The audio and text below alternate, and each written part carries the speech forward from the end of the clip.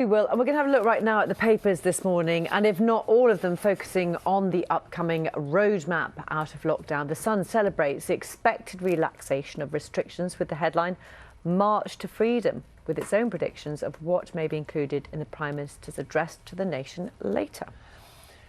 Let's have a look at the Daily Telegraph reporting that Boris Johnson will announce the stay-at-home rule will be scrapped next month, with outdoor sports resuming and families allowed to meet in gardens.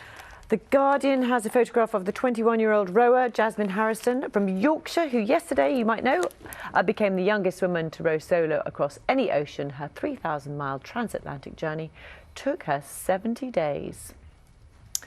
And one of the top stories in this morning's iNewspaper is the findings of new research which suggests parents working from home are interrupted up to 10 times a day by their children who are being homeschooled. I would have thought it might well be more than that, to be honest with you, but the paper says 2 out of 5 parents involved in this study believed they were not doing a good job for their employer. Do you know what? It's also the other way round. I get in trouble for interrupting school. Do you? Yeah. I'm on a Zoom. Really?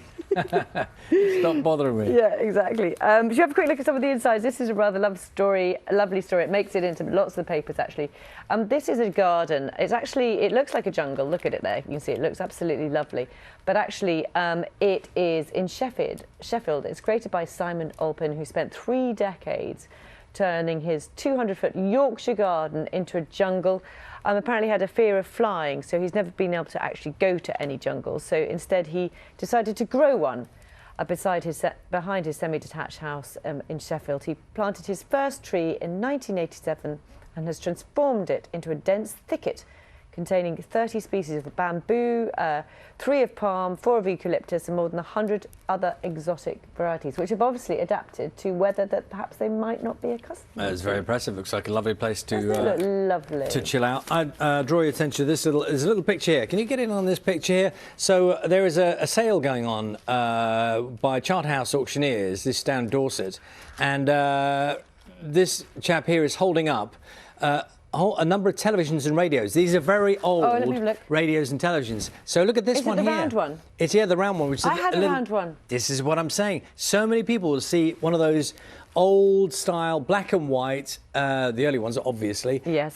Portable TVs, and some of them had literally had an aerial, sticking out the top. Did you have a round one, Charlie? I love that round. Red one? Mine was round. Yeah, circular. That's right. Yeah, absolutely. Quite stylish. Love that telly. And I'm assuming I was looking around here carefully because the early big TVs. People remember used to have shutters on them, and there were, proper cabinets and everything. Yeah. And yeah, so I'm always intrigued. If you're watching us this morning on a round telly, on one of the thing is though, do you think it wouldn't work anymore, would it? Oh yes. Would it? The one that I had, one of those round portable ones, a black and white one, and it never stopped working.